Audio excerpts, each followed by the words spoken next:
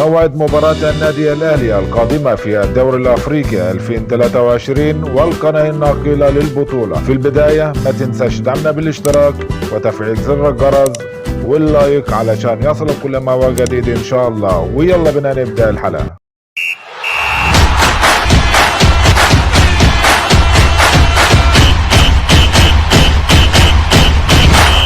أسفرت كرة الدوري الأفريقي عن مواجهة النادي الأهلي أمام نظيره نادي سيمبا التنزاني في المباراة الافتتاحية بالبطولة في تنزانيا، وستكون المباراة يوم 20 أكتوبر 2023 ومباراة العودة يوم 24 من نفس الشهر. وفي حال فوز النادي الأهلي على نظيره سيمبا التنزاني سيواجه الفائز من مباراة صن داونز الجنوب أفريقي أمام نظيره بترو أتلتيكو الأنجولي في نصف نهائي الدوري الأفريقي. وإليكم مواعيد وتوقيت مباريات الدوري الأفريقي 2023.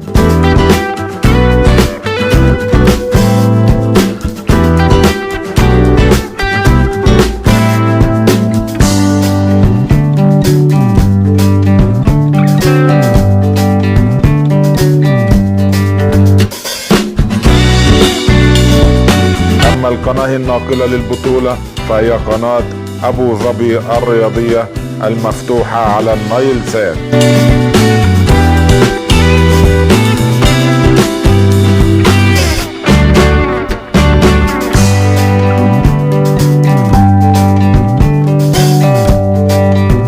وفي النهاية ياريت ما تنساش دعمنا بالاشتراك وتفعيل زر الجرس واللايك علشان يصل كل ما هو جديد إن شاء الله. والسلام عليكم ورحمة الله وبركاته.